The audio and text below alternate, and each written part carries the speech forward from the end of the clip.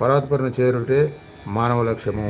స్థిరముగా మనసు బుద్ధి చెల్లించకుండా ఏ విధంగా ఉంటుందో, ఏది బాధాకరంగా ఉండదో అది ఉత్తమమైనటువంటి ఆసనము. ఇక్కడ వజ్రాసనము, అర్ధపద్మాసనము, పద్మాసనము, సిద్ధాసనము, సుఖాసనము ఏది చెవట్ల ఏది ఉత్తమైందని చెబుతున్నారు? ఏది బాధాకరంగా ఉండదో అది ఉత్తమమైనటువంటి ఆసనము అన్నారు. నువ్వు బాధపడుతూ బలవంతంగా కూర్చుంటే మనసు ఎక్కడ నిలిచిద్ది? అందుకని బాధ లేకుండా సుఖంగా కూర్చోగలిగింది ఉత్తమమైన ఆసనము. వెనుబాము నిటారుగా ఉంచాలి, మిడిల్ బాడీ మొత్తం నిటారుగా ఉంచుకోవాలి, తల సమాంతరంగా ఉండాలి. అదొకటే నియమం. కింద నువ్వు కాళ్ళు ఎలా పెట్టినా పర్వాలేదు, కాకపోతే ఆ పెట్టిన రీతి స్థిరంగా ఉండేట్టుగా చూసుకోవాలి, కంఫర్ట్గా ఉండేట్టుగా చూసుకోవాలి.